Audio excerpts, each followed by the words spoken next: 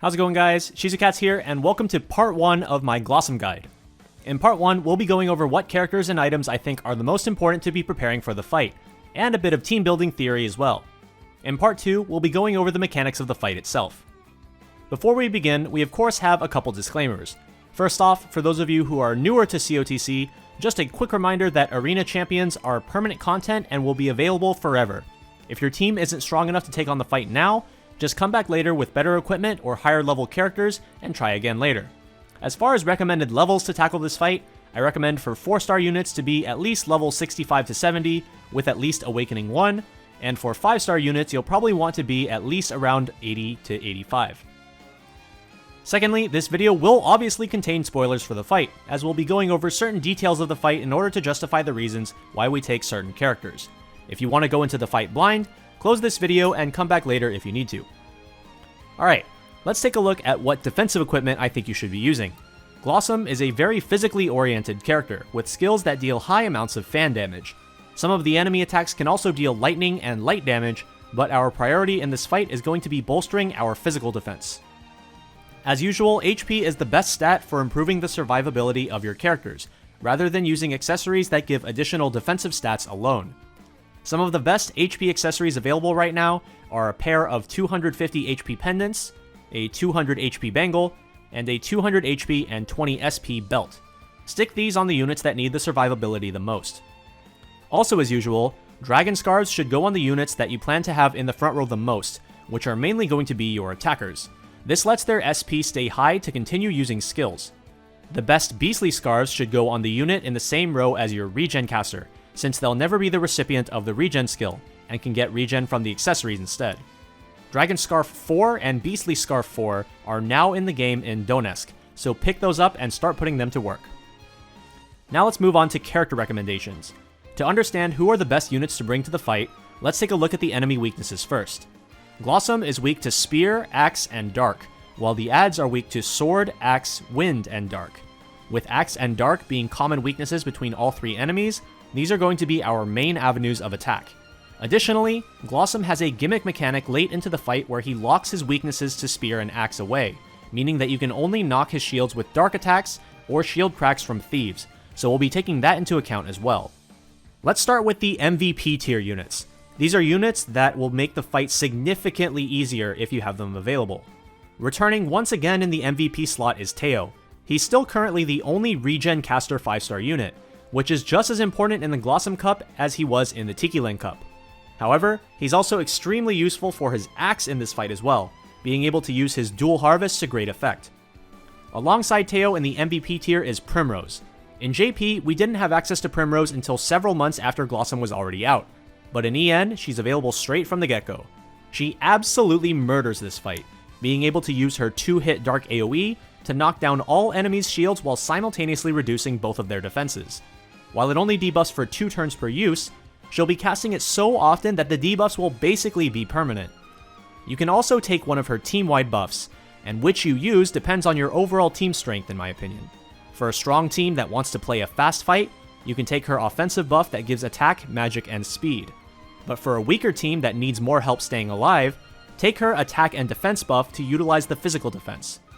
Rather than taking dark runes to increase her damage as her accessory slots, I would rather bring double Dragon Scarves, since her SP costs are extremely high and we want her to be able to spam her abilities as much as possible.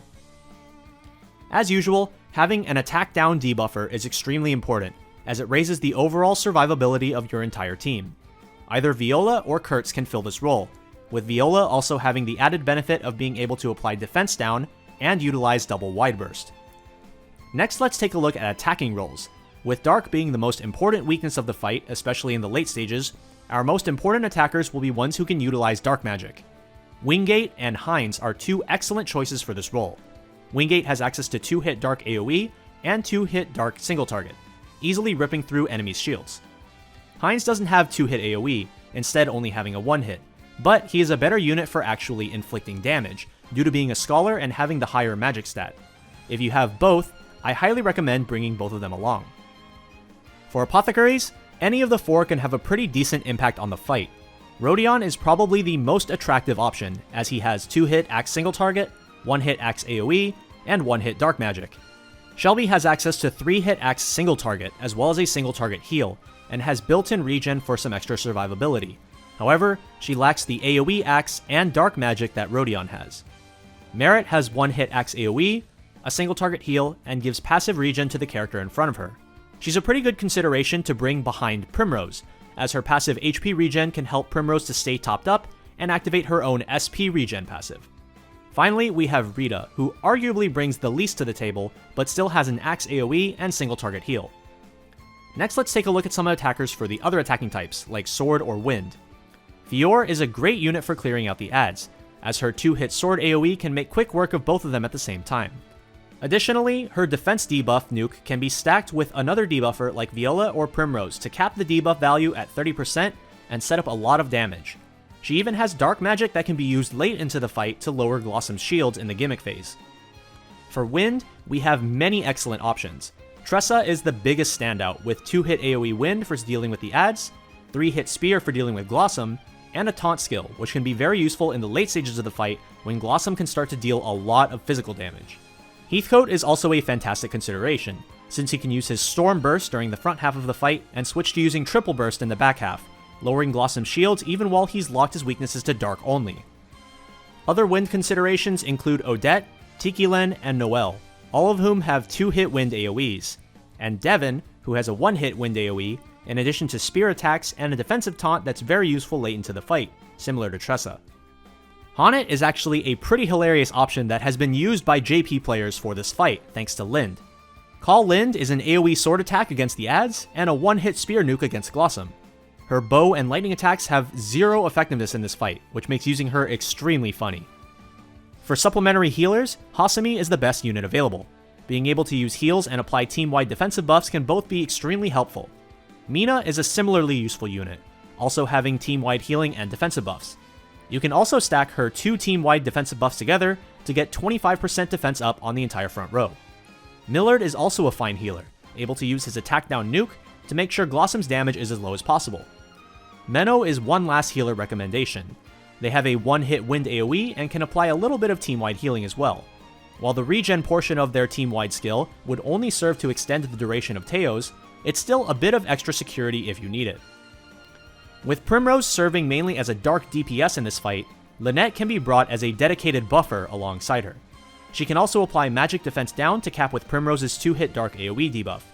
This can substantially increase the amount of damage that your team can do, and can speed up the fight immensely. Next, let's take a look at a couple sample compositions. The first one is the team I used to beat Glossom for the first time on my JP account. Just like the team I used on Tiki-Len, I used Agnes as my regen healer instead of Teo due to not having him yet. I spread out Heinz, Heathcote, and Wingate in 3 separate lanes, since I want to be able to chip down Glossom's shields as fast as possible in the late stages of the fight, and this setup lets me chip off as many as 7 shields between the 3 of them in a single turn. Fior and Tiki-Len are excellent attackers during the first half of the fight as well. Viola was brought as a debuffer, and I used Millard as my supplementary healer. His staff nuke debuffs the enemy attack, stacking with Viola's anti-attack to get Glossom to 30% attack down for basically the entire fight. For a more optimized composition, I would play something like this. Wingate, Primrose, and Heinz are able to constantly barrage all enemies with dark spells, with Wingate swapping places with Tressa once the enemies are broken to deal high amounts of wind damage as well, further boosted by Wingate's passive. In the later stages of the fight, Tressa's priority 3-hit spear can be used to great effect to initiate a break. I bring Merit as a way to keep Primrose topped up, and I can use her to 4-hit Glossom in the late game and quickly knock away his shields. And that just about covers everything for the first part of my Glossom guide. Stay tuned for part 2, where I'll be going over the details of the fight itself. If you have any questions, feel free to leave them down in the comment section below. And until next time, this has been Shizukats. See ya!